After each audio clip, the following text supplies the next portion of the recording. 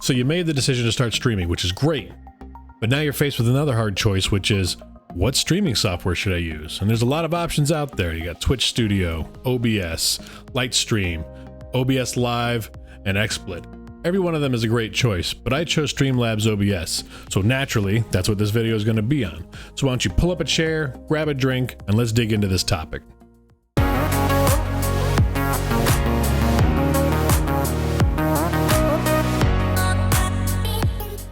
Hey everyone, this is Brian from Morgan Broadcasting, bringing you a video on how to install, set up Streamlabs OBS, and then get you streaming. As a quick reminder, I just want to tell everybody that I stream on Twitch, and I stream every Monday, Friday, and Saturday at 8:30 Eastern Standard Time.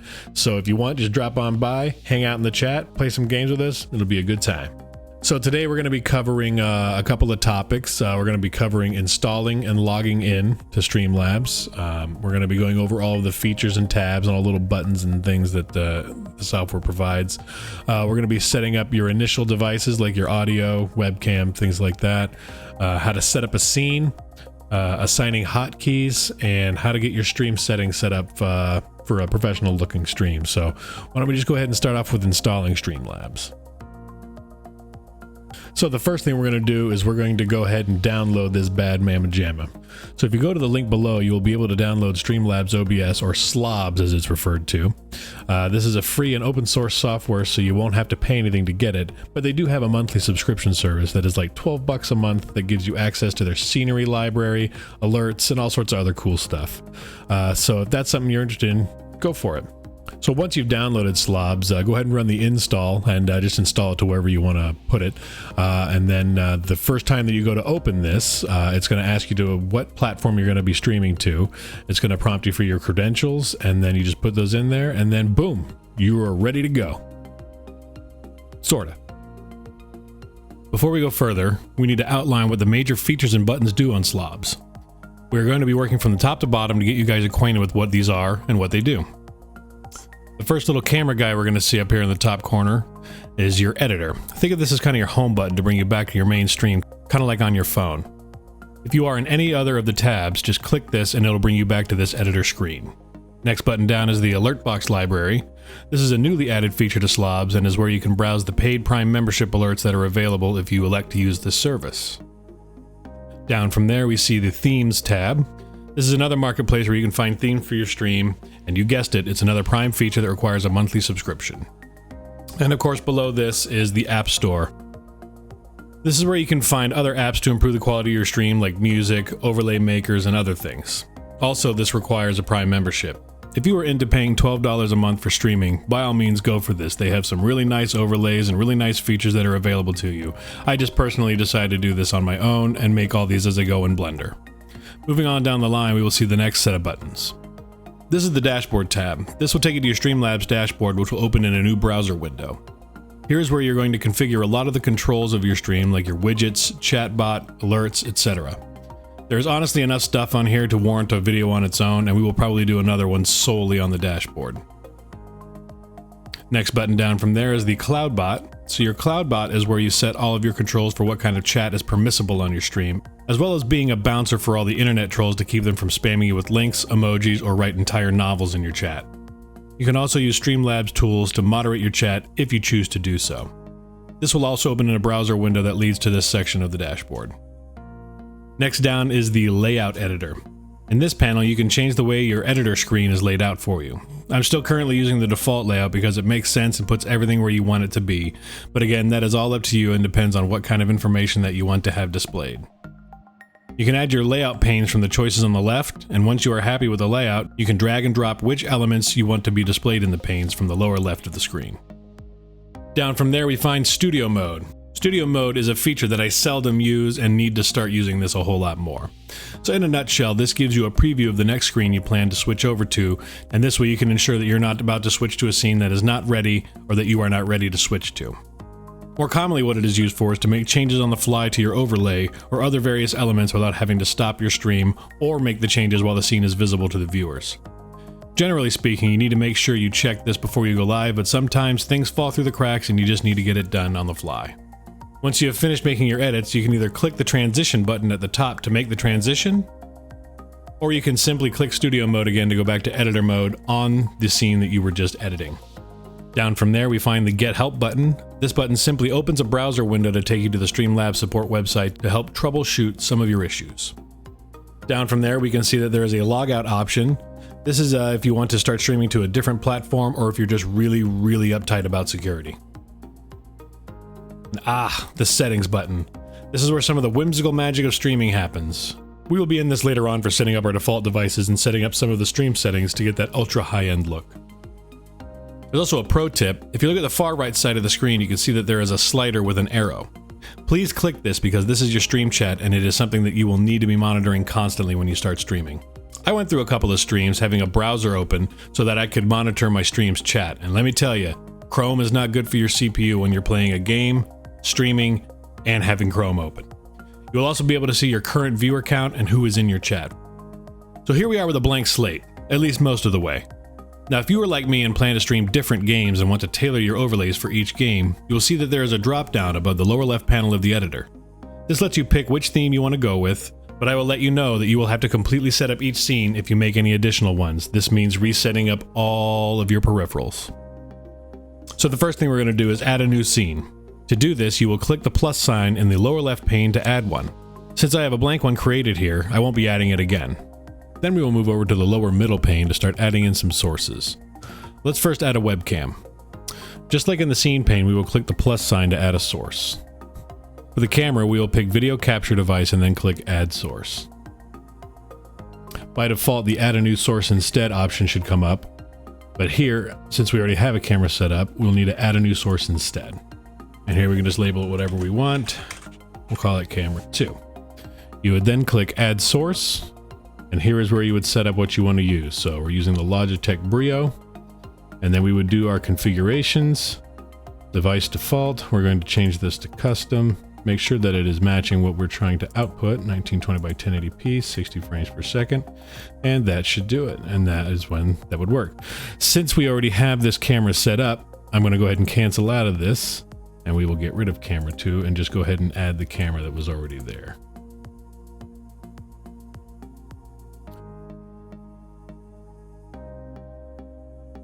Perfect. So the next thing I want to show you guys is how you can move this. So just like anything else, you can grab the corner of this and you can bring it down a little bit. You can move it all over the place. No big deal.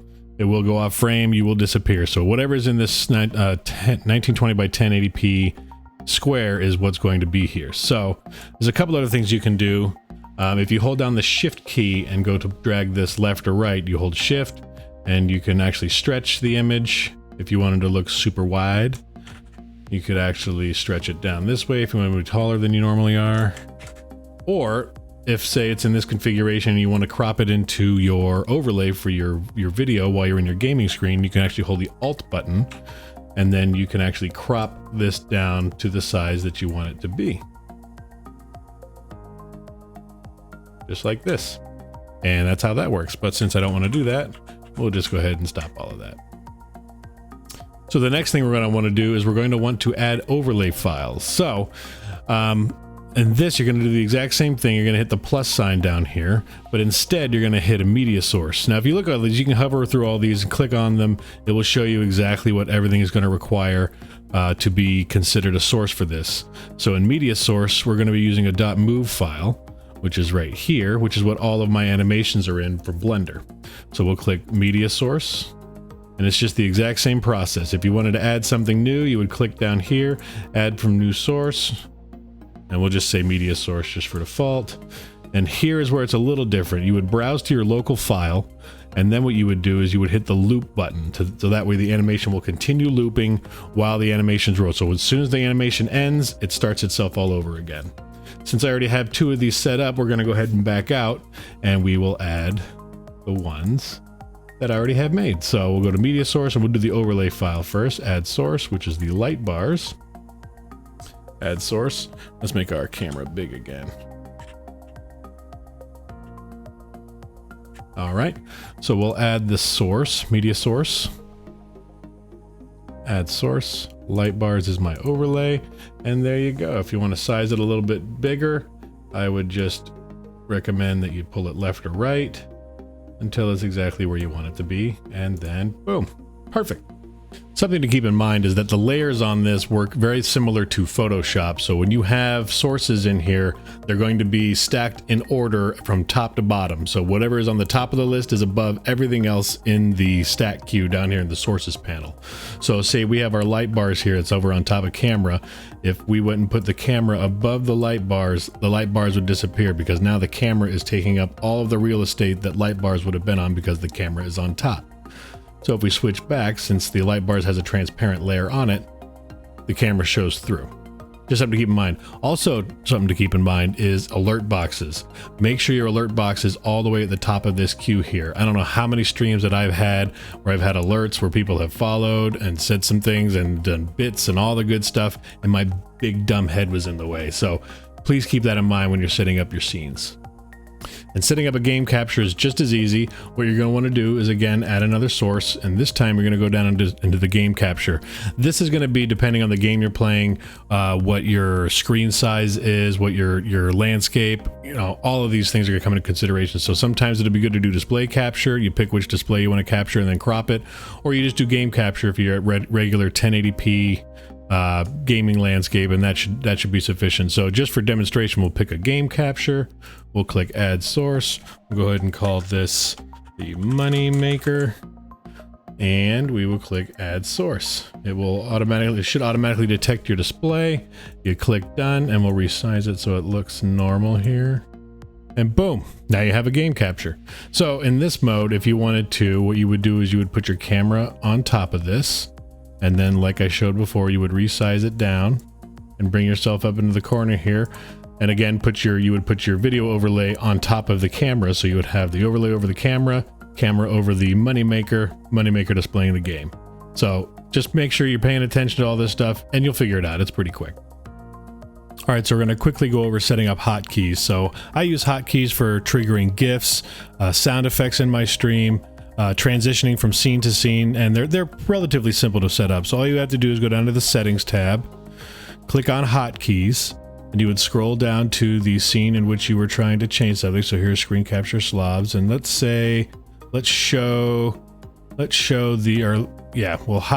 the moneymaker. All you have to do is click inside that text box, click the key you want to assign it to, and that's all you got to do.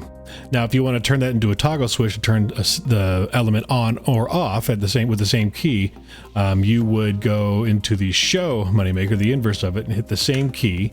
And once you're done, you would click done. So now, without having to come down here and click visible or anything like that, you'll be able to just hit the hotkey. It'll show up, it'll go away. Show up, go away. Show up, go away. So that's pretty easy. You guys will figure this out with minimal help. On to audio devices. So by default, Slobs uses your default desktop audio to pick up the sounds that your game and PC are making. This is sufficient for most people, but it can get pretty advanced when you start adding mixers and multiple audio sources. For example, music, Discord, other things like that. For the purposes of this video, we are just going to make sure that your game and mic audio are being picked up and working properly. So let's click that settings icon and navigate down to audio. This will show you what you have set up for your mic and audio. The first desktop audio is set to default, which, like I said, is going to pick up whatever your PC is outputting. You could set up a second one for your Discord or playing your copyright-free music on your stream, but that is something for you to play around with. Next is to make sure that your mic is being seen. As you can see here, Slobs is detecting my mic and all is good. If you don't see this option here, all you need to do is go to Control Panel, find the audio devices, and make your mic the default. This should fix the issue. And just like that, you have ensured your audio is ready to go. And now we move on to stream settings. So this is the hard part. Let's get you configured for streaming based on your system.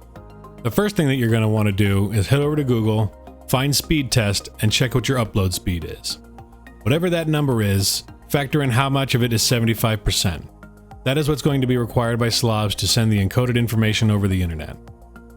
Once you have derived how many megabytes this is, you will be able to accurately set your bitrate. We now will go into settings and select the output option. Go down to find the bitrate dropdown and select the bits that you will be able to encode at. If you are a non-affiliate, your bitrate is limited to 6,000, so don't go above this number as it is pointless. But if you are below, set your bitrate to whatever your formula came up with, i.e. megabytes times 1000. Now we're going to need to set your encoder. So this is going to depend on what your hardware is. If you're working with an NVIDIA card that has the Turing NVENC encoder, I would strongly suggest you use this to be your primary encoder. If not, then you're going to select software X264 for your CPU to encode. In my opinion, X264 quality is better than the NVENC encoder is, but that's going to be very taxing on your CPU, especially if you're trying to stream and game from one machine. This is where you're going to really have to test things out and balance your options. My advice to you is use the record button at the bottom right side of Slobs and record your stream with each one of these enabled. So that way you can tell the difference between which one is going to encode at higher quality and at a less stress on your system. Now we move down to the video tab. This is where we're going to set your canvas or your target resolution on Twitch or whatever platform you're streaming to. So when you hear the word canvas, think of it as just that. Canvas. This is what the end user is going to see. So this should always be set to 1920 by 1080. Then we need to set the output scale, which is what is rendered on that 1080p canvas. And here is the problem we run into for new streamers. If you want to stream at 60 frames per second, we are all told that we need to stream in 720p. You can do 1080p, but you will only be able to do 30 frames per second. This is all based on the bit rate. 1080p, 60 frames per second generally requires your bit rate to be at 8000. Since we are not able to do this because we're new streamers, we have to find a middle ground. So the middle ground that gets us the best of both worlds is by taking the difference between 720p and 1080p and cutting it in half. If you simply type in the resolution that is in between these, which is 1600 by 900, pressing enter, and then ensuring that your stream is set to 60 frames per second, you will be able to stream at 60 frames per second with higher quality than 720, but not as good as 1080p, but no one is going to be wiser not knowing that it isn't 1080p. This is a semi-pro tip for you. Once this is complete, it's time to fire up a game and click that go live button that's been glaring you in the face this entire time. And bam! Now you're a streamer.